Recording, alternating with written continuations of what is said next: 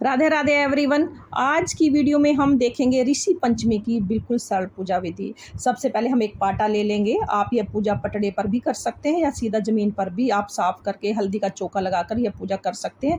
मैंने देखिए पाटा लिया है, पाटे पर हल्दी डाल दी और हल्दी डालकर मैंने इसको थोड़ा सा लीप दिया है।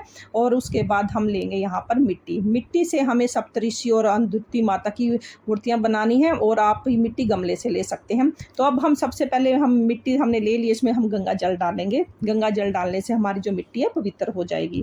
तो यहाँ पर आप गंगा जल जरूर डाल लें। इसके बाद हम मिट्टी को अच्छे से मिक्स कर लेंगे और फिर इसके बाद हम सप्तऋषि और अद्वितीय माता का निर्माण करेंगे। अगर आपको कोई आकृति बनानी नहीं आती है तो आप पिंड आकार में भी ये बना लें या गोलाकार आकार में भी सप्तऋषियों का निर्माण कर सकते हैं। तो देखिए मैं पिंड आकार में सप्तऋषियों का निर्माण करेंगे। तो यहाँ पर हमने एक सप्तऋषि बना लिए हैं। इसी तरह से मुझे 7 बनाने हैं। आप चाहो तो सुपारी से भी बना सकते हो या आप यहाँ मिट्टी से भी निर्माण किया जाता है। मिट्टी से निर्माण करने से विसर्जन अच्छे से हो जाता है। अब देखिए अद्वितीय माता मैंने गोलाकार रूप में मैं यहाँ पे बना रही हूँ।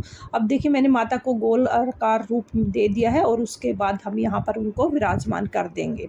तो माता का भी निर्माण हो गया। अब हमें हमारे मंदिर में जो गणेश जी हैं वो लाकर हम यहाँ पर विराजमान कर देंगे। तो सबसे पहले मैंने एक लोटा जल का लिया है, उससे हम शुद्धिकरण करेंगे। तो हमने यहाँ पर शुद्ध भाव से शुद्धिकरण कर दिया है और अब हम सबका शुद्धिकरण करने के बाद वस्त्र स्वरूप कलावा समर्पित कर देंगे। तो सभी को मैंने यहाँ पे वस्त्र स्वरूप कलावा समर्पित कर दिया। अगर आपके पास जनेऊ है तो आप जनेऊ भी समर्पित कर सकते हैं, नहीं तो कलावा समर्पित कर दें। और उसके बाद मैंने माता रानी को चुन्नी समर्पित कर दी है। अब सभी को हम तिलक कर देंगे, माता को और गणेश जी को हम रोली से तिलक करेंगे, बाकी सभी को हम चंदन से तिलक कर देंगे। तो आप सूखे चंदन से भी तिलक कर सकते हो या गीले चंदन जैसे भी हो आप तिलक कर सकते हो। उसके बाद अब हम सभी को पुष्प समर्पित कर देंगे। जो भी पुष्प आपके पास हो वो आप कोई भी फूल समर्पित कर सकते हैं। माता रानी को अगर हो सके तो लाल गुलाब जरूर समर्पित करें। अब हम दिया जला लेंगे। देखिए मैंने दिया जला लिया है और जल मैंने यहाँ पर भोग प्रसाद समर्पित कर दिया है। इसके बाद हम देखिए मैंने फल फ्रूट का भी जो हमारे ऋतु फल थे उसका भी भोग लगा दिया है और मैंने ड्राई फ्रूट का भी यहाँ पर भोग लगा दिया है। जो भी मिठाई हो आप उसका भोग लगा सकते हैं। और उसके बाद अब हम यहाँ पर सभी को अक्षत समर्पित कर देंगे। हमने अक्षत समर्पित कर दिया है, दक्षिणा समर्पित कर दी है।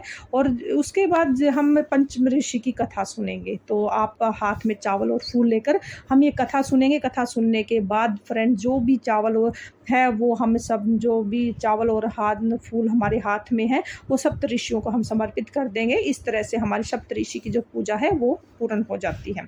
अब हम आरती करेंगे। अगर आपको सप्तऋषि की आरती आती है तो आप सप्तऋषि की आरती कर सकते हैं, नहीं तो आप गणेश जी की आरती कर सकते हैं। बड़े ही भाव के साथ हमें गणेश जी की आरती करनी है और आरती करने के बाद हाथ जोड़कर पूजा में रही कमियों के लिए हम क्षमा याचना करेंगे और अपनी मनोकामना पूर्ण करने के लिए प्रार्थना करेंगे। फ्रेंड्स, इस तरह से ऋषि पंचमी की पूजा की जाती है। जल का जो लोटा है वो सूर्य देव को रख दिया जाएगा और वो जो भोग प्रसाद हमने यहाँ पर चढ़ाया है वो सभी परिवार के सदस्यों में बांट दिया जाएगा। और उसके बाद ये जो भोग प्रसाद है ये आप फ्रेंड्स बांट दे सकते हैं। ऋषि पंचमी का जो व्रत किया जाता है वो शाम के समय भी उसकी पूजा करेंगे। तो इसी पूजा पर जो चौकी है इसी पर ही हम पूजा करेंगे। शाम की पूजा पर भी दीपक जलाया जाता है, भोग प्रसाद समर्पित किया जाता है और आरती करनी है। जो भी व्रत में भोग प्रसाद बनाया है वही समर्पित कर देंगे। फ्रेंड्स, भादो मास के शुक्ल पक्ष की पंचमी को ऋषि पंचमी के नाम से जानते हैं। इस दिन व्रत किया जाता है। कुछ दिन महिलाओं के लिए ऐसे होते हैं जिनमें वो व्रत इत्यादि नहीं कर सकती। उन दिनों में वो जो भी भूल चूक हो जाती है उसके पश्चाताप के लिए उनको क्षमा याचना के लिए उन्हें ऋषि पंचमी का व्रत किया जाता है। इसकी पूजा बहुत ही सरल होती है। चौकी हमें अगले दिन उठानी है। विसर्जन करने के लिए किसी भी बर्तन में जल भर कर लेंगे और उसमें हम सप्तऋषि और अद्वितीय माता की विसर्जित कर देंगे। कुछ देर बाद यह जल में घुल जाएंगे, फिर आप उस जल को पौधों में डाल दीजिएगा। इस तरह से जो बहुत ही आसानी से विसर्जन हो जाएगा और गणपति जी को आप मंदिर में विराजमान कर दीजिएगा।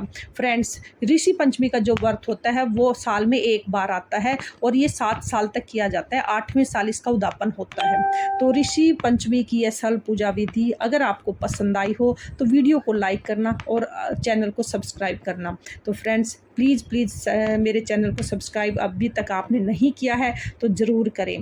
तो फिर मिलते हैं किसी और वीडियो के साथ। तब तक के लिए जय श्री कृष्णा, राधे राधे।